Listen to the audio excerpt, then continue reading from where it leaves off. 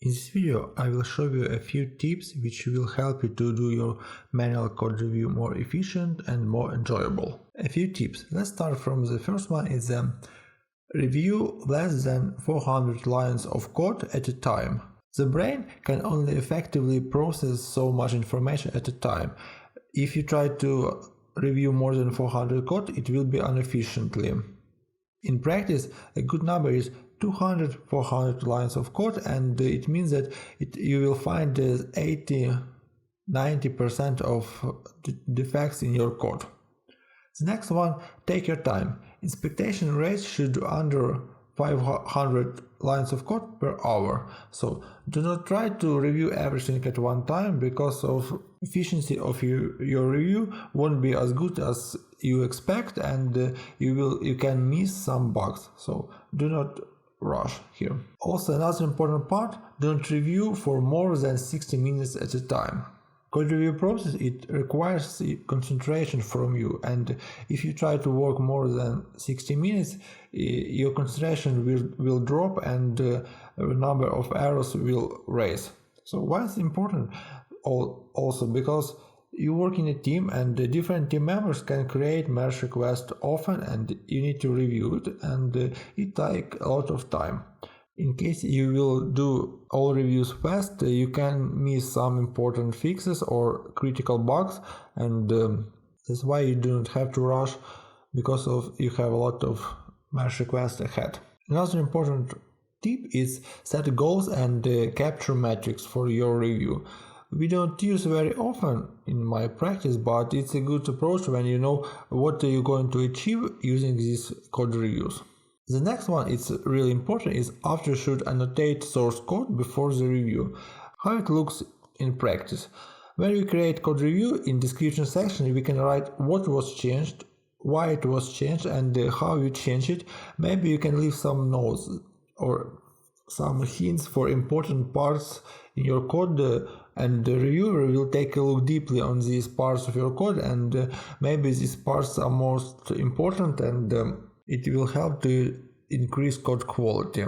Also, for example, if you're fixing a bug, you can leave a comment the reason of this bug. So you investigated source code, you investigated bug, you reproduced this bug, you know why this bug was created. You can leave a comment the reason, and you leave a solution how you fix this bug, and it's a really important part. Another important tip is use checklist. We have teams for developing projects, and each developer in the team can do the same errors, and it's very difficult to remember everything what you should do when you create merge requests or when you review merge requests. Checklist will help you. And in the next video I will show you one of these checklists you can use for your code review.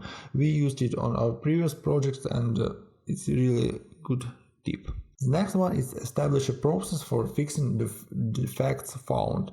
So when some bug was found or some defect, you need to provide the feedback or comment to author of this merge request, and then check was this bug fixed and how it was fixed. Also, you can create some notes in bug tracking system if it's okay for your project. Another part is foster a positive code review culture. So we review a code, not authors, and it's important that every team member will be happy to create merge requests, and they want to get feedback and get some improvements of their code. So you try to create a culture where reviewing is a positive process, and everyone likes this process in your team. The next one, embrace the subconscious implication of peer review. So it's important to get some results of your review. You invested time for this process, and author should understand what was changed and why this code should be updated to do the next one better, and in the next code you try to avoid the same errors. It's very often when reviewers left some comments after fixed them but didn't analyze what was wrong, and then in the next merge request we have the same errors, the same problems. So unconsciously we have to understand what was done and how we can do better the next time. And the last one I can provide here is practice lightweight code reviews. It means that try to not create a huge merge request with a lot of files.